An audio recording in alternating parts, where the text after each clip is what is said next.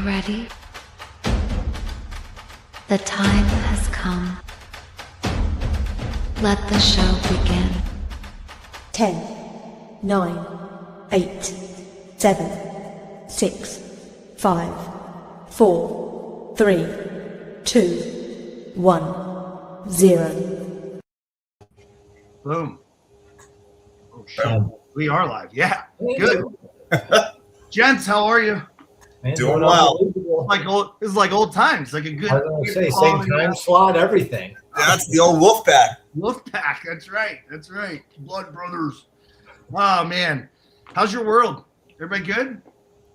Good and busy. Got a lot of man. positive stuff going on, man. I love it. I love it. Fantastic. I'm glad to get both of you on together. Matt, some may know Matt, some may know Brian, obviously from the thing. But if you don't mind, Brian, give a brief who the heck you are, maybe why it would be who of the listener to, bend an ear to what we got to maybe talk about today. Yeah.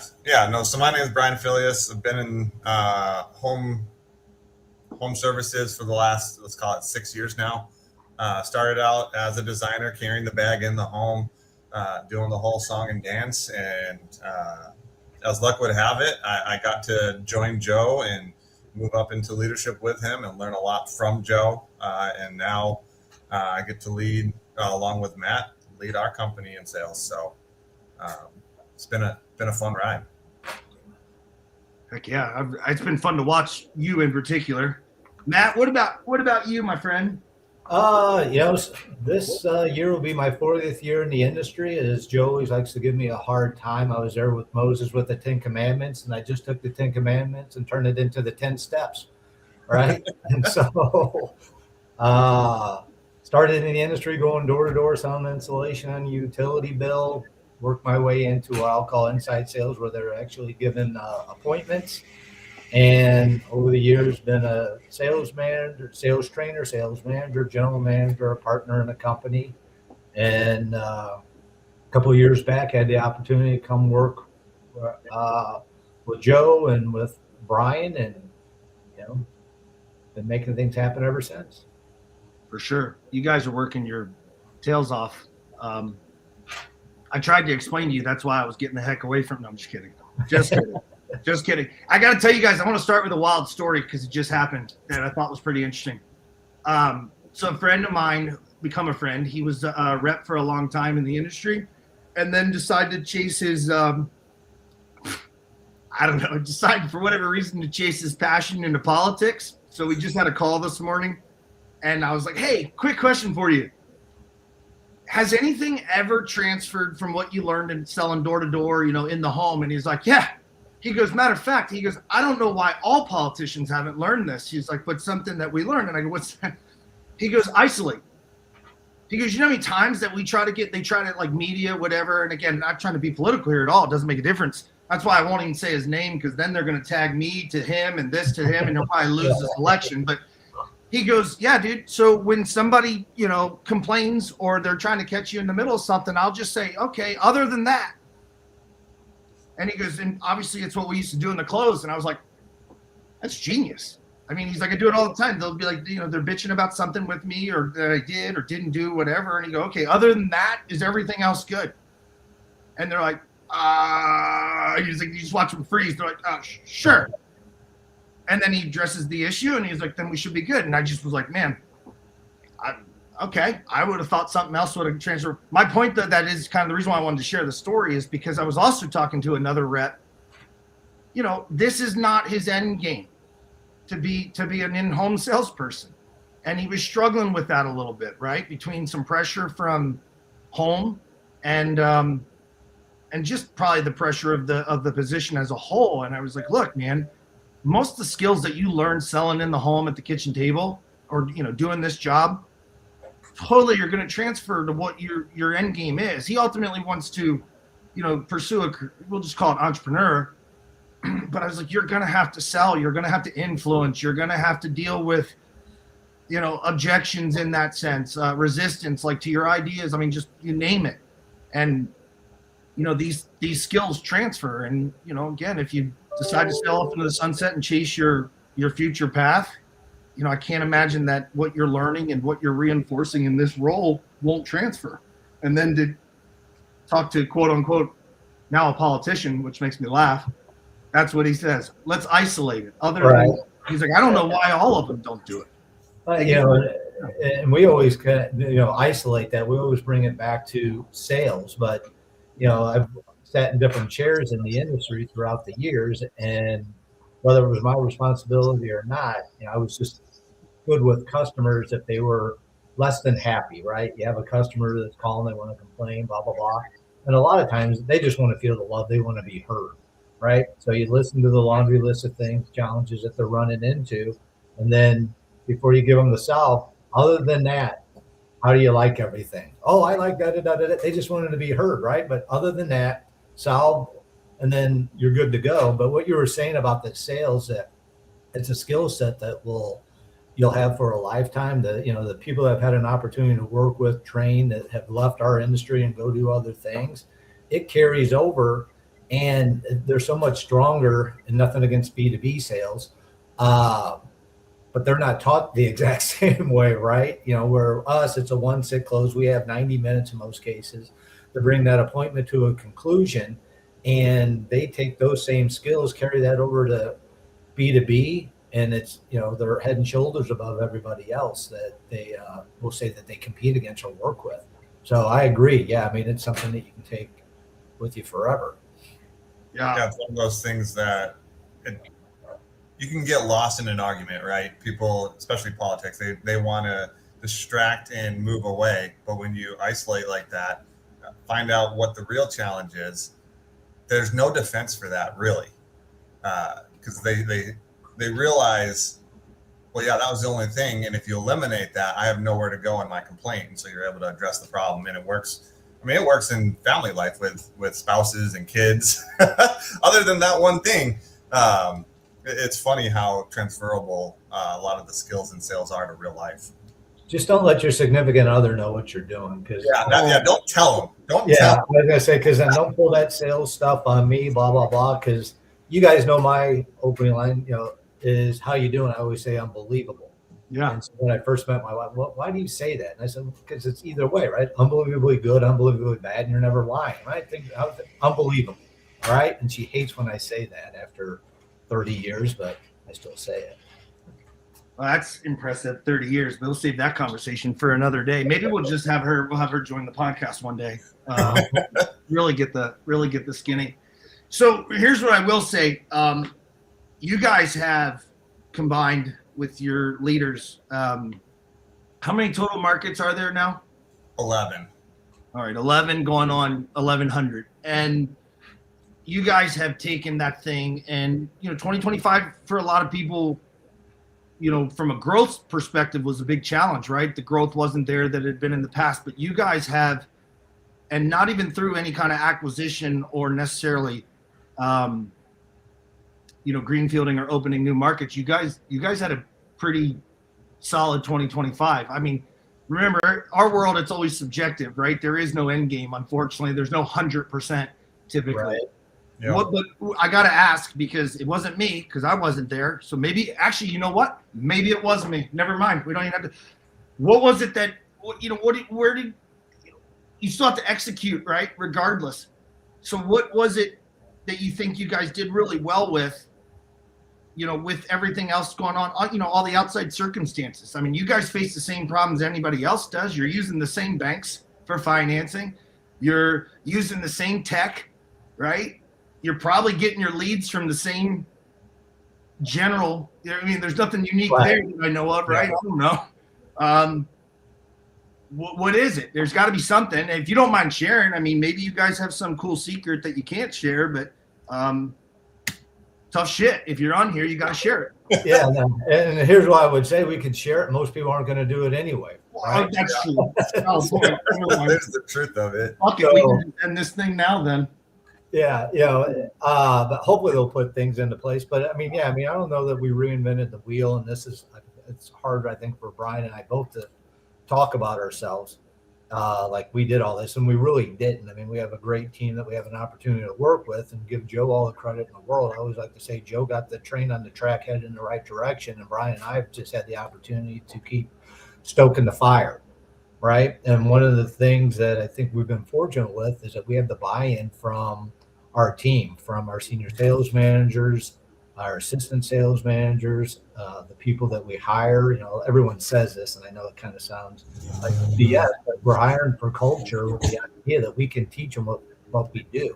I always say if you can drive a car, you can learn to do, you know, in-home sales at the 10-step duplicatable sales process.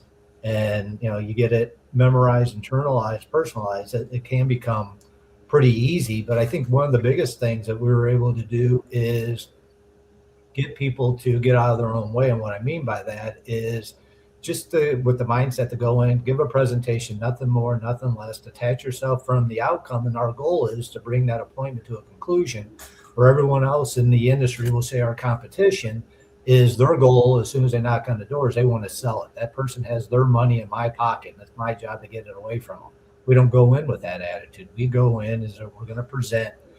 And if we do a good job, then we're going to be able to ask that customer for their business, and we let them know we'll accept their no as graciously as we'll accept their yes. However, we don't want any maybes, but we do it in a nice way. Yeah. Right? We empower the customer to let them know it's totally up to them. If it's not for you, here's how easy it is for you to get us to leave. Just say no, and we'll hold our other price for you for 30 days. So, but you know, we do that in a tactful way. Yeah, So, and I agree with everything Matt said. Joe, you did a really good job of instilling a culture of accountability, and we got the buy-in with the sales managers. But more than that, the sales managers have done an excellent job of getting the buy-in from their team. And one of the litmus tests that a lot of our managers use for that is team engagement. Just as simple as Teams. How engaged are they on Teams? Are they using the exit thread? Are they listening to? We use Zero. Are they listening to Zero? Are they making themselves available for teammate calls? And the team has really got engagement, and that's all the credit to the sales managers, right? Because they keep them engaged, keep them showing up to meetings. We do Tuesday, Thursday national training calls, and we get massive engagement from that. It's not required for them. We make it, hey, if you want to show up and learn, show up. And, you know, on the West Coast call, which is probably the larger of the two, there's close to 100 reps on there because they want to learn. 168 as of this morning, just keeping count, but 168 on the East Coast and 130 something on the West Coast, or West and East. I got the numbers backwards, but 168, 138. So we're pushing 300 salespeople. Whoa, that's awesome. Are you still, if I can jump in, are you still doing because somebody asked me about this the other day, referenced these Tuesday, Thursdays, and I was explaining to them Thursday, if I remember correctly, is mindset. And I said, but they're like, oh, great, we should do that. And I was like, well, hold on. I was like, this isn't like just, you know, your typical, pie in the sky, positive attitude, you know, feel good. I was like, this is actual mental skills training. I was like, Matt's certified in it. I'm certified in it. Brian's probably just from inoculation certified in it. I was like, there's legit skills that get trained. You know, at least during my time, that was the goal. And Matt, you really ran with it. Is that still the case with one of the days? Yeah, no, Thursday. Yeah, I mean, that's what right before we hopped on this call, that's what we were. Thursday's mindset. One of the things we covered today is, you know, a lot of times you always hear people buy from people they like and trust. And I'm not going to, you know, argue that, but I also believe that people buy from people that they have confidence in. And are they confident in the fact that I'm going to give these people a lot of money? Are they going to, you know, are they going to be able to follow through? And talking about confidence a lot, I know everybody not everyone has the confidence that they probably should. And what we talked about today is that I don't care if you're the person that's the most confident person in the world, the most confident person on your team. In their head, they have their insecurities. There's something that they're unsecure about.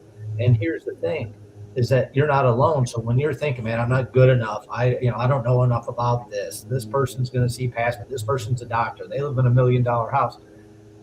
They all have the exact same insecurities. And what I shared with them is that we took everyone's insecurity, something that you wouldn't want to tell anybody. You wrote them out. I took those, had someone type them up so we don't know whose handwriting it is, mix them up on a table. You wouldn't be able to find your own because it's not unique. Everyone's going to have the exact same thing, but being uncomfortable, right, that's going to be the difference maker with your income, that confidence. Well, I'm not confident enough to do that. Part of getting the confidence is doing it. Like getting on this call. Here's what I told these guys. The number of calls I've done on Tuesdays, Thursdays, other things, running appointments, I still get nervous. My stomach still hurts. Yeah. I still get anxious until you get into it. Because why? You don't want to look bad. Yeah. Right? And so, but I know that's a long answer to it. But yeah, mindset is a big thing. And as we were wrapping up the call, it's like they asked what takeaways were. And we have a new designer on the team. He said, I've been in the industry a number of years. I'm new to your team, and most companies are so toxic. He goes, this is so refreshing that we actually talk about mindset. So it's not kumbaya like you're saying, no weeds, no weeds, no weeds. Yeah. It's the stuff that you actually deal with, because we've all been there before. We pull up in front of a house and say, what am I doing here? Look at this. It's a wobbly box. It's a trailer. They're not going to have any money. And we just try to beat everybody over the head that you're going to get those feelings. Here's the thing. You got to work past it, right? Be disciplined enough to go in and follow the system, and let's see what the hell happens. Yeah, I think the ultimate idea behind it and why we do it, I guess if you're thinking of the why, is you don't rise to the occasion, you fall to the level of your training, the old Navy SEAL motto. Yeah. And training's not something that we did once, it's something that we do. And it's that mindset and constant training, because mindset, just like the skill set of actually being able to move through the presentation, it's a muscle that needs to be trained. Yeah. And you wouldn't think of, I'm never going to charge my iPhone, let it run all day and never charge that. The mind's the same way. I have to charge my mind. Yeah. And one of the ways we do that is the Thursday calls with the team to help them with all the different myriad of facets that go into mindset, because it's not one thing. Whether it's the energy side of it, whether it's getting in the flow state, whether it's dealing with a specific situation, there's so many facets to it, and it's something that you constantly have to be working on. Big time. Man, you guys just opened up a can. We could probably talk the whole thing on it, but when I was speaking with this company about it, they were like, oh man, that's great. We're going to do, I'm like, whoa. You're not playing clips from The Secret. We're not, these are literally just the same way you would train a skill related to selling. You're training skill sets related to the mind. Matt, you brought up confidence. It's so funny because that's probably one of the bigger ones that people just think, if you tie especially in our industry, if you tie your confidence to the results, you're fucked. Yeah, no, when for you sure. lose more than you win on average. I mean, that's the reason for the mental skills training is how do I handle, which kind of goes into this windshield time. Whatever happens during windshield, that drive from one appointment to the next is usually going to make or break, a rep over time, because again, let's just say average. I'm sure there's some flat out just savages out there, but most of the industry loses more than they win technically. Right. Mm-hmm. And how you deal with the 7 out of 10 that you don't get, or the 6, it's going to make or break you. So I'm glad you guys are still, and I'm sure you've even kind of expanded. I do want to chat on one thing you mentioned, was talking about butterflies, being prepared. That's something I recognize. I'm sure Brian will agree, especially with you, is that pride and performance that you have and what you do, and trying to get reps to have that. Or not trying to get them, but to understand it. It's like, look, man, just personal pride. PIP, different word for PIP, pride and performance. So the reason I'm on a PIP is because I don't have a PIP. I don't have very much PIP. Right.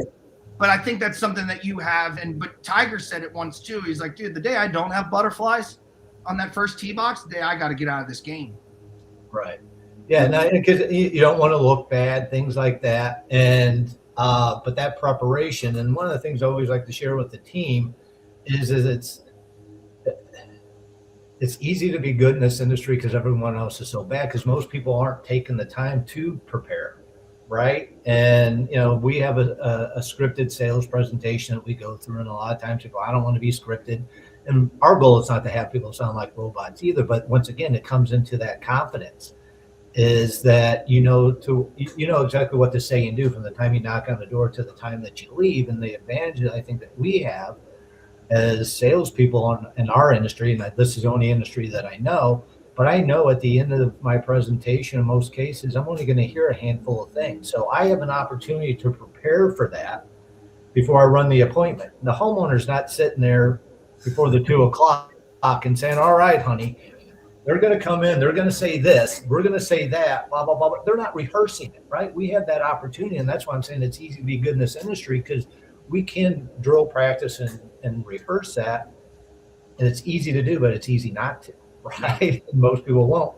But you do that, we've talked about it before amongst the three of us, is just, you get 1% better each day. That's 14 minutes. That's 1% of your day. What's that do for you at the end of the year? And most people aren't willing to invest that 14 minutes to get 1% better.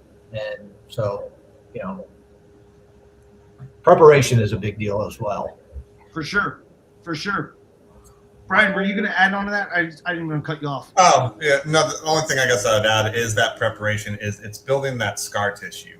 And if you think about martial artists, how are they able to punch a brick wall? Well, they stand in front of a wall and they punch a brick wall until they form those huge calluses on their hand. And that's what the preparation is just building those calluses so that when you run into that situation where in the past you might have had an elevated mental or emotional response, you've now calloused enough and you're rehearsed enough to snap right into what the answer is and how to overcome that objection. Yeah. And I was going to say, Joe, if I could throw something in there real quick, just also on mindset, because I wrote it down when we were talking. I'm in Phoenix working with the team here in Phoenix. And what you were talking about, we're going to lose a lot more times than what we're going to win. But let's say the standard I set for myself is I want a minimum of a 40% close rate, 40% win rate. So that means 60% of the time, I'm not going to get that customer involved. I brought it to a conclusion. They said no. And all right, I got to move on. And then you'll hear people, this was a no home, this was this, that, the other. That never drove me crazy because of the mindset that I had. They weren't home. It was a dirty job. It was something I couldn't do, right? That's part of the 60%. I didn't have to spend 3 hours with those people to be part of the 60%. I got to go home early. I was thankful, right? I wasn't pissed off because I didn't have a scarcity mentality. I knew you give me enough opportunities, I'm going to be able to get my 40%. All right. Afternoon, blah, blah, blah. They're not home. Wait my 30 minutes. Adios. I'm gone. That's part of my 60, and I don't have to wait now or invest 30 or 90 minutes to find out they weren't going to move forward anyway. And I'm willing to bet, Matt, when you ran into that, because those no homes, dirty jobs, single legs, they all tend to come in bunches, right? So even if you got 8 of them in a row, you weren't stressing out because it's like, all right, 8 of them in a row, so I'm probably going to sell 5 of my next 6. My percentages are going to be where they're going to be. Right. So I don't have to stress about the ones I have no control over. Yeah, we've talked about a day doesn't make a month doesn't make a year, so don't get all wigged out about it, right? And saying it's a numbers game is a fine line because, in my opinion, a weak manager, if they don't know what to tell a salesperson, it's a numbers game. Instead of getting next to them and talking with them, where's your mind, where's this, where's that? But also we do have to remember it's a numbers game, right? Yeah. At the end of the year, it's all going to take care of itself if you're putting in the right input. If you're not, then you're screwed because what we always talk about, right? You can't do the right things and get the wrong output. you got to be consistent with that, right? 100%. And we try our best to we don't lead with it's a numbers game, but yeah, sure, at the end, that's fine. But I think there's we always talked about it, like when we talk about metrics, minimum performance standards, it's like, guys, these are just budgeted numbers. There's no other like factor that goes into that has to be the number that's where like you can sell 60, 70, 80%. Like it's up to you really and your consistency. I mean, there's nothing in the cards that says you can't. It's just this is the budget or this is how that number comes about. It has to be here. But in terms of selling, and what I'm getting at is something we talked about a lot was we got to sell beyond the perceived quality of the lead. Mm-hmm. Like if you're only good on the days that you feel good and perform, like how shitty are you? Right. You're not gonna feel your best some days, and the person across from the table from you isn't going to respond the way you ideally want, what do you do then? And that's obviously then comes our other favorite topic around standards. Yeah, and you know, when you're saying that, kind of reminds me, I forget exactly how Joe Rogan talked about it, but you know, he's a person that takes pride in making sure he works out every day, things like that. And I think he says it's something along these lines, is that, you know, some of my worst workouts have been some of my best because I didn't feel like doing it. Right? You have that inner bitch voice telling you, "Oh, you don't have to do it. You can make it up tomorrow." Da da da da da. But you make yourself do it, and that's just one of those things that once again, that's where you get that confidence as well, is that you have that inner bitch voice telling you, "Oh, you don't need to do that. Blah blah blah. This is no good. It's a wobbly box. They have bad credit. Did you hear what they said?" And you just put the blinders on and go through to see what's going to happen. Right. I was telling this story with the Phoenix team yesterday, is that where I became a big believer in just that discipline and going through it all. You know, this was years ago, and ran an appointment. I was probably 19 or 20, winter time, and all my friends are home from college, and I'm running a Friday night appointment at 6:00. All my friends are out at the bar having a good time, and I'm going to knock on the stranger's door. Right. So of course I get there, knock on the door, and the guy's a total jerk to me. Now I could have been probably throwing off some jerk stuff and I was getting it back to me, but the guy was being a jerk, right?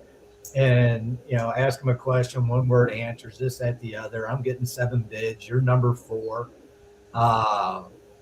And, you know, I got to the trunk, you know, measured, did all my stuff, got to the trunk of my car, and I'm thinking to myself, why didn't I go to college? This sucks. This is bullshit, right? And I said, and I just remember something my dad told me years ago, winners do what losers won't. And I grabbed my stuff, went in, and I went through my presentation. Like I said, I was the 4th person this person had talked to about windows. And anyone who's sold vinyl windows before knows probably every window out there has a limitation latch on it. Night lock, everyone calls it something different. Yeah. I'm presenting the window, showing the limitation latch. The guy jumps out of his chair, runs over, and he's looking at it. And it was like I, you know, introduced fire to him. Now I know the other 3 companies he's talked to, their windows had limitation latches, but they half-assed it. Anyway, yep. I sold it. He canceled the other 2 or 3 people they had coming out, and, you know, made pretty good money. As I'm driving to the bar, all right, I'll buy some drinks here. Right. Right. But that just told me right then and there is that I can't skip a step because I don't know what's going to be that person's hot button. And I'm not telling you it sold 100%, but I just, if you can be as disciplined as you possibly can be, you're already there, right? The hardest part is just showing up. You're already there to go through everything, right? It actually goes to the fulfillment side of the role, though. The role feels so much more fulfilling when you run that shit box to the best of your ability. You know, the person who probably doesn't have 2 nickels to rub together, but they didn't buy because I didn't give them my absolute best. Right. And, you know, and then obviously the idea, which is not the idea, it's true that whatever you practice, you're going to perfect, whether it's the right thing or not, you know, you're going to make permanent. So you start formulating bad habits because you got 2 or 3 of those shit boxes, quote unquote, in a row. Next thing you know, you get in front of John at 123 Main Street and you're the shit box. Right. And you don't even realize it. That's why having the standard is so important. But one thing, if you don't know this about Matt, he has immense personal discipline. In this fact, Matt, how many days are you on the 75 hard now? It's insane. 1,116 as of today. This is the only guy I know that has been drinking for 1,100 days and wasn't an alcoholic. It's like, right? It's like people that are in AA are like, what an asshole. What an asshole. I mean, that's how I read it the first time. Just kidding. But it's because he has that personal standard. And with that personal standard, there is no excuse. He's going to execute it day in and day out, regardless of, you know, oh, it's raining outside today, you know, Mercury's in retrograde or whatever other excuse you want to come from the sun. He's just running the play. And when he gets to the next day, well, just going to do it again. And then the next day, just going to do it again. And it's the same thing with going in the home, right? Once I know my process, it's just, I'm just going to do it again. Let me just run this all the way through again, rather than trying to pick and choose based on, you know, who's in front of you and getting wildly different results. It's just run the play. brings up another wild point that I think is of value for. I posted about this in the Sales Manager Alliance. By the way, for anybody that watches this on In-Home Sales Pro, that's a separate page.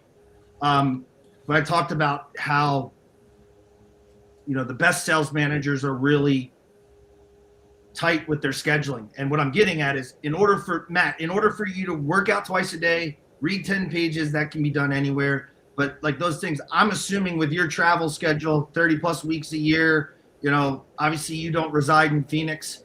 Home may feel like it some weeks, but you obviously plan ahead to make sure like that's in your schedule, that this has to get done. It's a non-negotiable. Now you obviously start at I don't know if you start at 4 a.m. or I'm just the idiot that texts you every day at 4 a.m. and I don't know, but you plan that. I'm assuming you're really disciplined more around your scheduling that as much as you are around doing the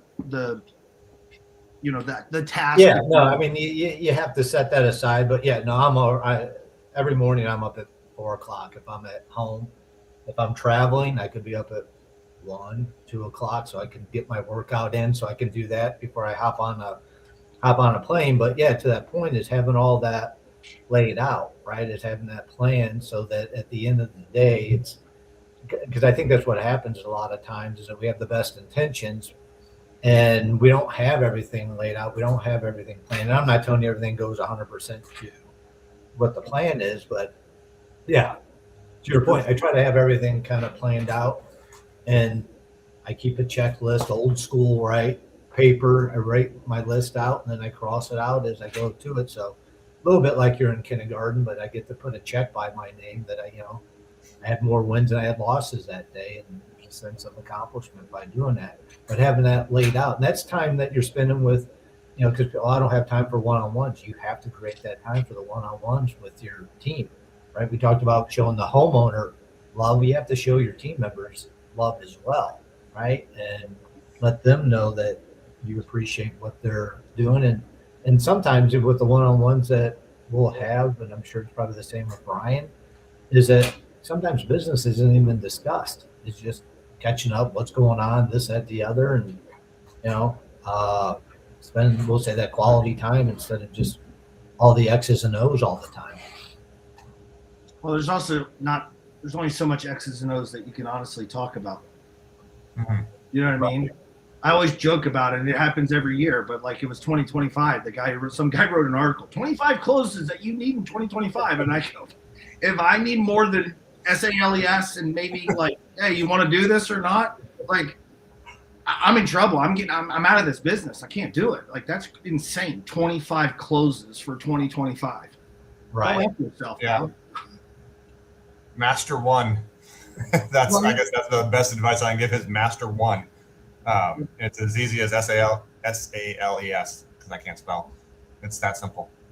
I don't know. That's one of the reasons I think that I always joke with Matt. There's been a lot of people we know in this industry, Brian, you too now, but like that aren't the brightest tools sharpest tools in the shed, but they've made a lot of money in this space by just kind of keeping it basic as much as humanly possible. I mean, there's only so much you can do in a home. I don't want to sit in a close pounding somebody over the head for 40 more minutes. Right. People that talk about, I asked 7 times, you got to go 7 times. I'm like, wow.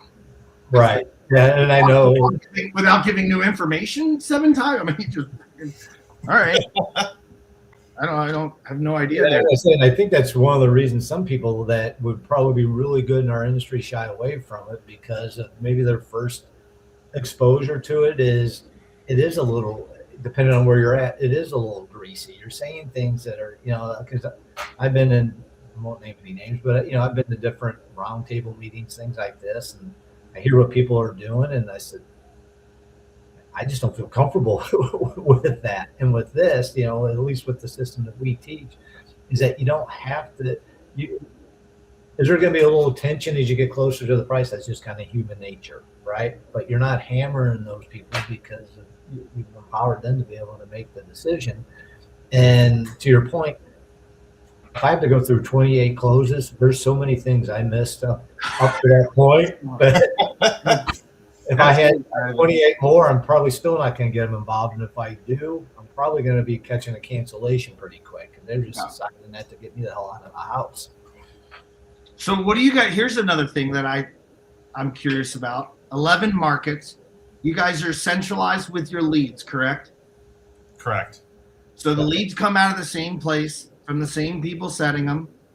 Yeah, there's different geography, different whatever, but at the end of the day, still humans. The last time I checked are being sold in those markets, right? We're not selling to aliens yet, but never say never. What do you see as the biggest difference between the markets in terms of, obviously there's difference in performance results. So what do you think is the biggest difference in your opinion? I don't want to set you up for any of your people that are watching on the call, but anything you want to share around that question, you can fire off with, but there's got to be a difference, right? Especially when you start to realize that everything's centralized, everything's this, everything's that, what's different? And I think it goes back what we were talking about earlier is the mindset, right? And that's one of those, always one of the things to try to emphasize is that the appointments are coming from the exact same sources, right? Confirmed by the exact same people. I mean, everything's exactly the same. The training's exactly the same. The samples that they're taking into the home, exactly the same. So why do you have one person that we'll say is at 25% and another person's at 65%? To me, it comes right down to the mindset, right? And if you see those markets that are doing better than others, a lot of the times it just comes down to that mindset. What's that leader doing with the team to make sure that the team is dialed in? What are they concentrating on? And Phil, you kind of alluded to it. If I'm concentrating on, and we've seen turnover in this organization with sales leaders that we had to let go because the leads, right? Whatever you focus on, you get more of. And so they're finding all the reasons that there's a challenge with that appointment rather than the fact I didn't have to go out and work for this, that, the other. Yeah, you know what? 90% of the time I'm going to get into the appointment, probably higher than that. But we always remember the slaps. We remember the 10%, not the 90.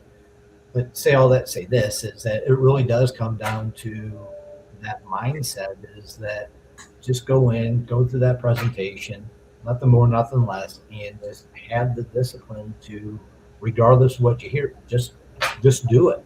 Because like you said, same sources, same lead, it's all exactly the same. So, I mean, the person that's calling an appointment, we'll say in Miami, is the same person that's calling it for Southern California. That's not divisionalized per se. It's whatever comes up in their calling queue, they're calling, doing that, setting it, confirming it. That's it. Yeah. Yeah, I agree 100%. Ironically, I just had this conversation with one of our new ASMs this morning around new markets. How do you make sure that they get set up and they succeed versus the ones who have struggled with setting up? It's 100% that mindset, but also it's the standard that the sales managers are willing to live with. Because once you set that standard, am I going to hold it? Because a lot of times we'll set standards and then, this came up, and next thing you know, that standard's at the bottom of the floor. But the markets that consistently perform at a high level, the managers hold themselves to that standard, but more importantly, the reps hold themselves to that standard. And they hold one another within that office to that same standard. So it's not just coming from Matt and I, it's not just coming from the managers. The reps themselves are holding each other accountable to this is what we do and this is how we do it. Yeah. And two stories. Sorry, Joe. I was going to say two stories. It makes life easier if you get. I mean, that's culture. That's when that's when it's. If it's just YouTube pushing it down and it kind of fades, but when it starts to become the language through and through, and almost like players, reps are holding each other. Hey man, we don't do that around here. Hey man, we don't talk. Sales manager can just go, man, it's coming together. Right. Well, and two things to share with you on that is like the team in St. Louis, they have 10 tenets that they have printed out on a big poster board, right? Like the 10 commandments, but the 10 tenets to their office, and everyone has to sign it. And part of the interviewing process is they go over that. Can you live up to this? Because if you can't, don't become part of this team because it's not going to work out for you. And so they all hold each other accountable. But I think you guys will appreciate this story. I don't know that I shared it with Brian yet, but Sedona is one of our senior sales managers, and she is a dynamo. All right, and That's putting it mildly. she's very, very, very strong. So I mean, she just has to beat into her team because that's the way that she came up, through the organization. Give a presentation, nothing more, nothing. Find a reason to get into a presentation. I'll make this long story short, but she had a designer this week. Guy gets to the house, knocks on the door. It's 5:55, a little bit of Lombardi time. Lady answers the door and says, "Hey, is Mrs. Smith home?" And lady goes, "Who are you?" And he said, "Well, I have a 6 o'clock appointment with Mrs. Smith." She goes, "It's 5:55. She's not here." Right. And it just starts going down from here. Well, is she going to be home? Well, that's my daughter. And so, I mean, he fights his way, gets his way into the house. He's trying to go through discovery with her and just getting one word answers. And he's doing everything he can to try to buy time, waiting for the daughter to get home. Hey, can you call her? He's there an hour, all right, trying to, give her an hour's time to get home. And so he finally just says, "I'm going to get into my presentation." It tells the lady, "Hey, I have the examples of the material out in the car, and, I'll get those. I'll show them to you, blah, blah, blah." Well, she takes him through another door of the house, not the same one he came in. And they have like a built-in beauty parlor sort of thing in their house. And so he just figures, well, I guess this is where we're going to set up. So he goes out, grabs his stuff. Lady's nowhere to be found, right? Daughter's never come home. He's yelling for the lady essentially, "Hey, Mrs. Smith, where are you?" Blah, blah, blah. So what he does, because she won't come back into the room, he sits down on one of the beauty parlor chairs, opens up his iPad, and just starts screaming the presentation as loud as he can. And basically, the lady comes, she goes, "What are you doing?" He goes, "I'm here to give you a presentation, nothing more, nothing less. So I'm just going to go through it. If you have any questions, I can answer them for you." Finally gets her down. And anyway, shows her the pricing, this, that, the other. I'd love to say that he got the lady involved, but showed her the 1 year. She said, "Hey, that sounds great. I'll show it my daughter. She's paying for it." Showed her the promotion. "Hey, that sounds great. I'm going to show it to my daughter." And then he goes to explain to her the schedule award program. And she said, "Pardon my language." She goes, "I don't give a shit. My daughter's paying for this." And he goes, "Okie dokie." But what was his goal? The presentation, bring it to a conclusion. There's no maybes in that lady's mind whether or not she's moving forward. So you got to know. So I think that goes to the culture. I saw the note. That was the one you sent me, right? Yes. Yeah. Where he's like, "Hey, I sent that text to you. Yeah. didn't result in a sale, but my team's so dialed in, running a demo no matter what."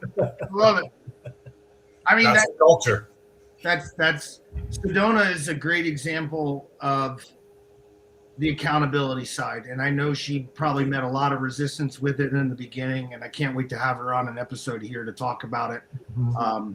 That was a market that nothing changed in terms of lead stayed the same office, same look, like everything was the same. Flopped the leader who said, "Look, I'm new to this, but it makes sense to me. Process, and I'm going to hold you accountable to that," which is empowering if you think about it. It's not, versus the leader is like, "We got to sell more." Right. Oh, okay. Well, so that's a great. You have it in your home market of St. Louis, right? And the guy who was in the role is a great guy. It just wasn't the right role for him, right? And luckily he was honest enough to raise his hand and say, "Hey, look, it's just not for me." Right. And then the guy who's now in the role, with your guidance and leadership, created those 10 commandments. Funny you call them the 10 commandments, back to you starting during those times. Great reference. But it's just, again, that was same reps. There wasn't even turnover in St. Louis. Everything was the same. But it was, "Hey man, we're gonna do this, and if we lose, we're gonna lose on the model, and we're gonna lose on doing it what we believe the right way, the right time, all the time." And obviously you guys haven't in those markets, and really in any market, but you're not losing in those markets when they weren't performing. So that's those two to me are that was eye-opening for myself to witness during my time there. Was like just different frontline leader driving the results. Saw it in Portland. Yep, Portland, Seattle. As Matt always likes to say, you don't fire the team, you fire the coach, and the coach sets the culture. And once you have that set, you just focus on the process, because I can fix process. Results, I can't fix result, because whether we want to admit it or not, I don't necessarily have complete control over what that result's going to be. The only control I have is the process. And if that's what I focus on, the scoreboard's going to eventually fix itself, as you always like to remind us. And I think we've seen that over time, and as we continue to drive that down. 100%. There's a lot of people in the industry, as we've talked about, seeing on LinkedIn, they're like, oh, we're getting away from the one call close, or we're getting away from this, that, and the other. And I go, don't blame that. I was like, first off, half the industry probably doesn't follow your process. So don't, like, you're getting rid of something that you can't even validate whether it worked or didn't work because no one used it. Right. You know? There is a suggestion, remember, Brian, if you remember, and some did it, some maybe didn't, but it was early on in Portland. I said, hey, look, if you don't like this closing sequence, right? I said, here's what I want you to do. Go Google and find a response to these 4 objections, because you're getting them regardless. I don't care if you're the Zig Ziglar of demonstrations. You're going to get one of these 4. So go find the best response that you want, and then make sure you send it to me or your manager so we can make sure it's ethical. I don't need to get a phone call that you're on top of someone's table trying to shove something in somebody's ear because you heard it online. And I said, but once that kind of checks out, then, commit to how long is it going to take for you to master it? And then, they say, oh, by next week. Okay, cool. And then, so then there's some buy-in there, right? But the idea behind the sales process is really that we can take anybody off the street that's willing and able, and we can get them successful, 0 to 90 days, and then level up from there. But if I don't have something in place that's a constant, as a sales manager, what the hell do I coach? How do I coach? I just don't, Right. No, you have to have that process, because otherwise, what are you going to coach? Right. Well, what did you do? Well, I did it this time. How do you do what you do on your 10? I did that. So how do you know what works and doesn't work? Right. And so I know we're all big fans of saving, but that's what it is. Just really the process over outcome, and not trying to predict what that result's going to be. I know we're saying it a lot, but if you want to be successful in this industry, it's really what it boils down to. And if you talk to people that have been in the industry for a number of years, they will tell you that, you know what, I'm not as disciplined as I could be. And we all make those judgments, right? And I pulled them in front of houses in the middle of July, and they still have the Christmas tree lights on there. Now you're making a, evaluation of that person. Either they're really early or they haven't taken them down yet, right? But a lot of times people will say, well, look at that. They don't take pride in home ownership. To be honest with you, that's who I want to go talk to, right? Yeah. I want to see what's going on there. But anyway, just putting that aside, because I can't allow my value system to get in the way, right? And that's what happens a lot of times. Well, I wouldn't do that. It's not your house, right? It's not your value system, And that's what happens is that, and then that's the reason. And Joe, you have an opportunity to look at zeros, different things like that. And I know we've discussed this before, but if you look at a zero, then the amount of time, and then on a call, right? They'll go through, let's say, the needs assessment, and then the amount of the time after the needs assessment goes like this, and then it's not sold. Here's the reason for that, in my opinion, is that they already based their decision what the result of that appointment was going to be. Then they backed it up with the questions that they asked during their needs assessment to make it a self-fulfilling prophecy. And they said, no, there's no reason for me to stay here any longer. I'm gone. Right. And they half-ass it. And it's one of the things we talked about in Phoenix yesterday. And a lot of sales managers will fall into this trap, is that they'll have a salesperson that's not doing as well as they should be. So you'll ask them, are you following the system? Now, what are they going to say? Oh, yeah, no, I'm following the system. Bullshit. Once again, you can't do the right thing and get the wrong outcome. but are they following the system? Yeah. And Brian probably gets tired of me hearing the same stuff that I say all the time, but are they hitting the notes or are they playing the music? Yeah. So yeah, I hit all 10 steps, but was I playing the music? But look at that. I mean, for the people that do have zeros, I mean, it's like it jumps off a cliff, right?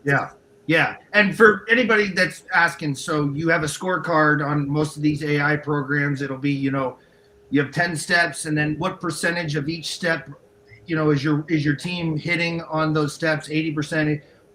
Select all the deals from last month that you sold. You'll see 80s across the board, right?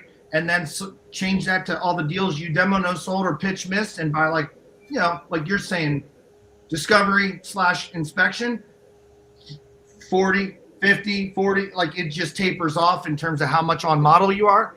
And you go, well, what happened there?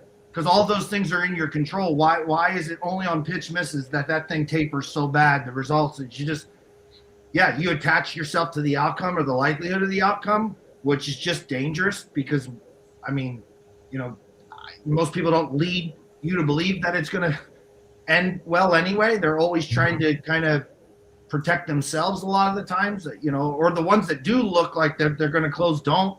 It's just a bad way to be. Just keep pounding the stone regardless. And again, let the scoreboard fix itself. Brian, you brought up something and it made me laugh because it thought of something. Training isn't something we talked about. Training is something we did, something we do. And the ability to follow through on it. And it was our friend in Atlanta. One day I walk in and he put the whole thing on the wall. And I was like, he goes, check this out. Don't you always say that training isn't? I'm like, yeah, I stole it from somebody. Like we do everything. I said, but you didn't have to put it on the wall. And then I was like, well, shit, we got to live up to it now. But it's good to see that you guys are doing that. And it's hard to deny that can't be the reason, among other things that are driving the performance, with you guys and your teams across the board. I mean, I love getting the text messages from the sales managers that are, hey, just broke another record. Hey, this, hey, that. And if you guys remember correctly, and I'll share this, we sat on a meeting one day early in my time. And I said, look, this is the minimum performance standard. And I think everybody was like, faces just went blank. And I go, what's wrong? They go, have you looked at the numbers when you started here? And I was like, yeah, well, what's up? We never hit that number ever. And I just said, and I recommend this for everybody. I was like, look, if it's impossible, I'll be the first to go to the board and say, look, because I'm on the same comp plan. It's based on the same metrics. So I just signed on the dotted line to this. You guys are now being forced, or this change is being put in your play. How about this? And we got a commitment from it. I said, look, 90 days, blinders on, head down. Let's do the things that we need to do. Take the actions we need to take every day. Because at that time, but a lot of managers, let's just be honest, they weren't riding along. We had a couple managers no longer with the company at the time that were like ride-alongs. We just listened. We listened to them on Teams. They were. I remember that. So I said, okay, so for 90 days, let's start doing, we're going to put this plan in place, but we're going to execute. And then at the end of 90 days, if we're not there, again, I'll go interrupt the board meeting to say, look, these goals aren't possible, and we're just not going to, blah, blah. Anyway, make a long story short, I don't think anybody's ever looked back from that meeting or after those 90 days in terms of that being a problem. Does it mean you hit it every month? No. Or, hit full bonus every month? No. But that's also why it's called a bonus, not a given. It's for performance above and beyond. So, but that all came down to just, if you guys remember, we all flew to St. Louis and I said, look, and I'll end on this if you don't mind. Yeah. Matt, you've been doing this since Moses. Brian, just smile and look pretty. This guy, Chris, I said we all could come up with a different way to sell in the home that we believe works, right? We all would do it differently, kind of the old adage. I'd do it differently if I owned it. We are not leaving this room until we agree that this is our sales process across the board. Because what was happening is we were teaching one thing, sales managers were reinforcing another, right? We all were doing it. I'd get on a call and be like, no, then you do this, and then you do that. And then I said, we're not leaving this room. We walked out of there 3 days later. Here's the model. everybody would also do it differently if they looked at it. They go, I would never say that, wouldn't do that. Don't care. This is what we're holding ourselves to. And and we did. We disregarded the results. I said, I don't care about the results. We're going to, all the managers evaluated to the ride along or evaluated to the model, not to the result. Everything became about that. And I'm assuming, again, hopefully that's what's continuing to drive it. But that goes back to what Matt said at the beginning. You got the train on the tracks. We're just stoking the fire. It's that same principle. We're just holding that line. The other thing I'll suggest to anybody listening to this call, the three of us are on a text chain that never stops. And it's not a text chain about politics. It's not a text chain about, all the other shenanigans in the world. It's a text chain that's usually either neutral and or positive focused. And it's, Matt doesn't care. Sent me a text complaining about something. I'll call it what it is. I fired right back. I've sent him text complaining about something, fire right back to get to, hey man, just get back to neutral. And I recommend that for anybody that watches this. You have to find that wolf pack, if you will, to work with you through the hard times and say, hey man, can I be honest with you? Yeah, I think your bitch voice is really chiming in right now and you need to get it under control. And that's what I love about that text. And for Matt and I, it starts at the butt crack of dawn. And I recommend it. Can't thank you both enough for not just being here, but for things like that, for working with me when we were trying to set a new standard. And I think you guys are carrying it above and beyond what I ever thought it would be. So bravo to both of you, man. Thank you, Joe. And we'll just keep it going. Awesome. Yeah. Hey, if you guys, anybody that watches this needs questions, ask questions. I know Brian and Matt through the group will answer anything specifically. They're open books. If they don't, tough shit, but otherwise they should. So yeah. Guys, I know you have to jump. I appreciate your time. Thanks for getting on. Absolutely. Thanks, Joe. You guys. Adios. See you.